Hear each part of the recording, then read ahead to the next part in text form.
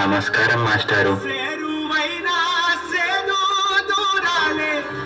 పిల్లలు, ఈ ప్రశ్నకి మీరు ఎవరు సమాధానం ఇస్తారు? నేను చెప్తాను మాస్టారు. భీమరావు, ఆగిపో. నువ్వు ఆ బల్లాన్ని తాకితే దాని వెనకాల ఉన్న మా భోజనం మైలైపోతుంది. నువ్వు కూర్చో. నువ్వు వెళ్ళి రాయి భీమరావు.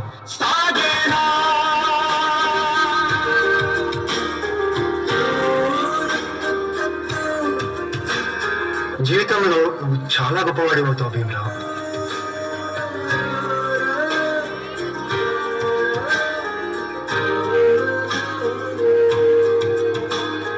నీ వల్ల మా భోజనం మైలైపోయింది. ఇది కూడా నువ్వు పెట్టిను.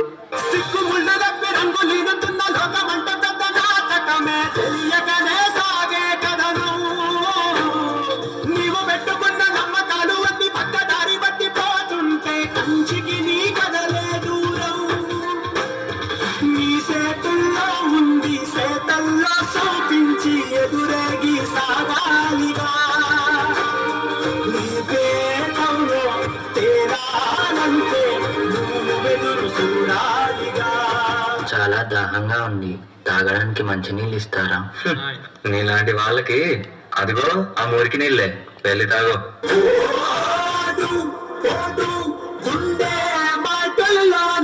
మనుషుల్ని మనుషుల్లా చూడండి, పశువుల్లా కాదు.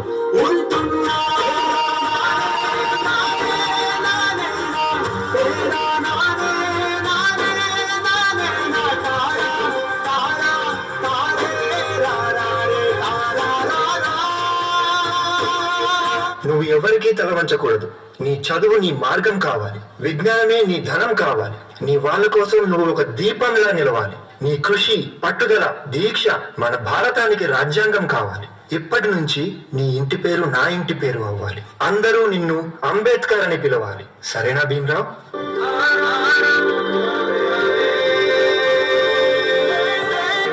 ఎంతమంది తనని తక్కువగా చూసినా చదివే లోకంగా మార్చుకొని మెట్రిక్ సాధించాడు. అదే సమయంలో పెద్దలు తన పెళ్లి కూడా చేశారు. సాయాజీరావు గాయక్వాడ్ అనే మహారాజు సాయంతో విదేశాల్లో చదువు పూర్తి చేసి ఎన్నో గణితలు సాధించి తిరిగి వస్తారు.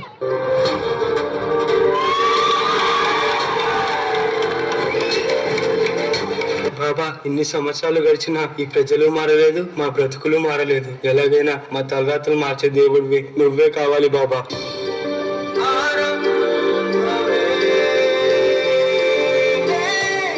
నా ప్రజల కోసం ఎంత కష్టమైనా పోరాడతాను.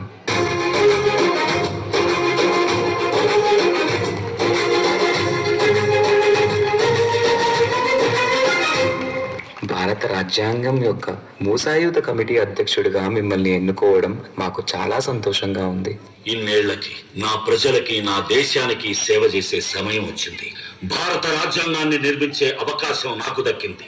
దీనికోసం నా ప్రాణాలు అర్పించడానికైనా సిద్ధంగా ఉన్నాను.